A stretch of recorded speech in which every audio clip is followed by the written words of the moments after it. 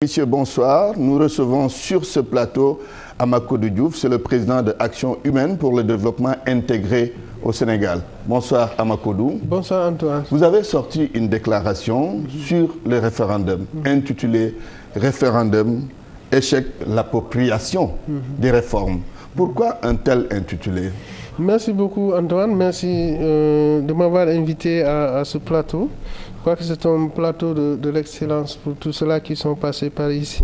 Merci. Je voudrais d'abord féliciter tous les Sénégalais qui ont été évidemment votés et ceux-là qui ont voulu, mais malheureusement qui, pour des circonstances quelconques, n'ont pas pu le faire. En tout cas, c'était une tâche républicaine, une tâche citoyenne qu'il fallait assumer à tout prix.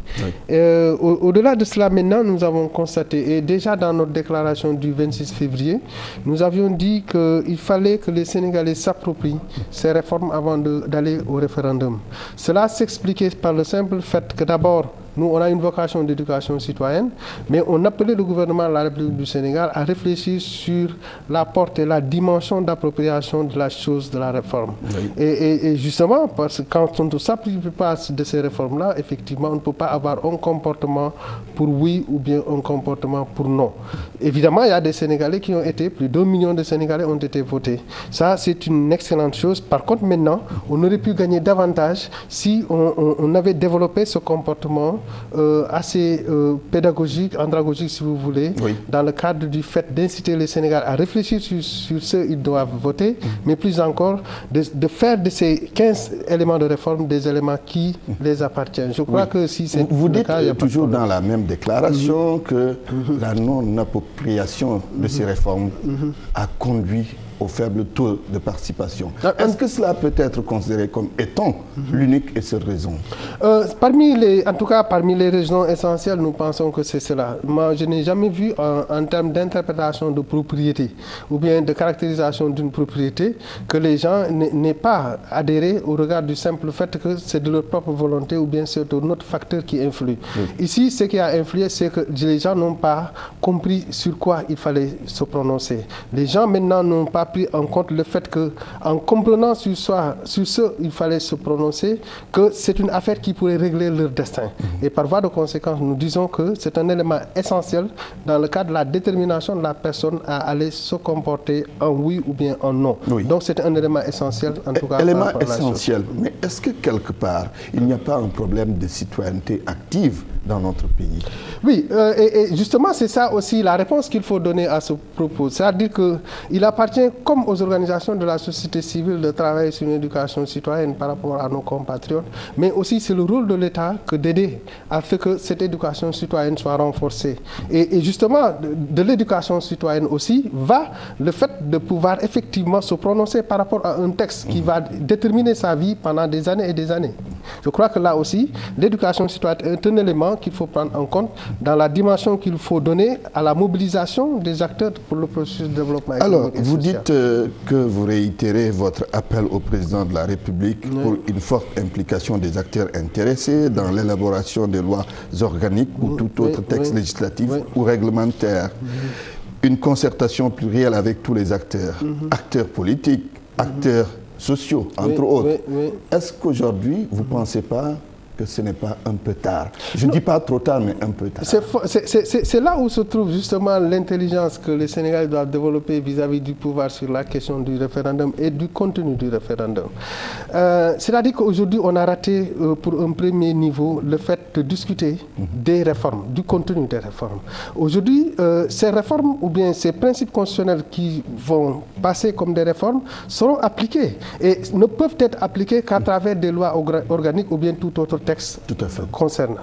Et par voie de conséquence, c'est là où maintenant nous avons dit que quelque part, si on a raté une étape du processus, il est tout à fait possible, dans le cadre d'un comportement inclusif du gouvernement de la République du Sénégal, on peut se rattraper dans le cadre du détail des principes, de l'applicabilité de ces réformes-là. Donc, et ce détail-là, je pense que c'est les éléments, c'est les textes qui seront proposés. Et là, maintenant, il appartiendra effectivement d'abord aux citoyens d'être vigilants par rapport à cette question, mais plus encore à l'État d'être beaucoup plus inclusive en invitant les gens par rapport à des lois organiques portant par exemple sur l'affirmation des droits nouveaux. Je crois que là maintenant, les gens pourraient effectivement au détail à travers des lois organiques sur la question foncière, sur la question environnementale et autres, effectivement se prononcer d'une manière détaillée et prendre en compte certains éléments qui les ont échappé quelque part dans le cadre de la définition du principe. Cela ne va pas impacter sur la durée d'application de ces réformes qui sont déjà validées par le peuple qui a dit oui de façon globale?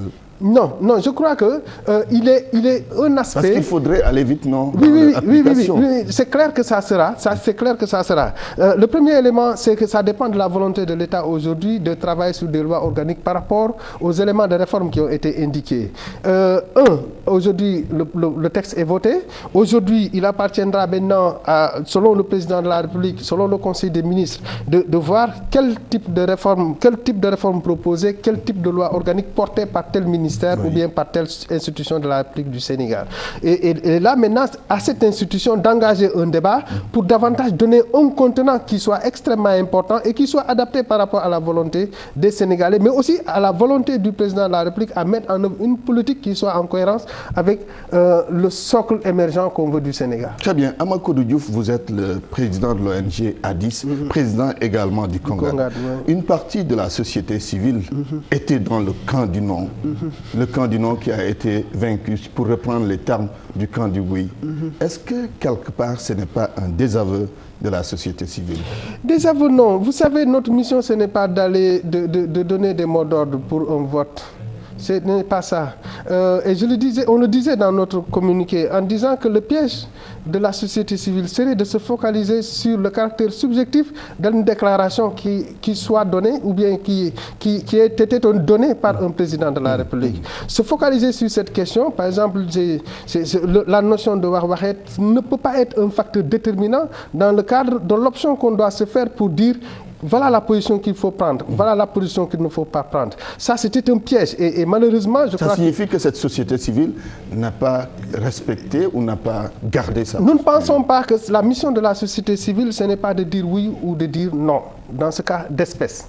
Nous pensons qu'aujourd'hui, notre rôle, c'était d'abord de jouer un rôle d'éveil des masses, un rôle de facilitation du processus de compréhension des différents points, donc de travailler autour des contenus et de laisser la libre volonté aux Sénégalais de choisir quel camp il faudrait prendre. Donc il n'appartenait pas à la société civile de dire je vais dire oui ou non. Et je crois qu'il y a des documents qui ont circulé à travers certaines organisations qui ont eu malheureusement à avoir une option, ou bien des individus à l'intérieur d'organisations qui ont eu comme option par exemple tel ou tel non ou oui. En tout cas, nous, ce qui est important, et c'est là où je vais profiter de l'occasion pour lancer un appel aux organisations non gouvernementales du Sénégal à poursuivre cette position de neutralité dans le cadre de la décision de politique politicienne. Oui, ce n'est pas notre mission. Oui, et cette société civile a pris position, ce n'est pas son rôle, vous l'avez rappelé. Mais pour autant, est-ce qu'on peut la qualifier de société civile politique ou politicienne, comme disent certains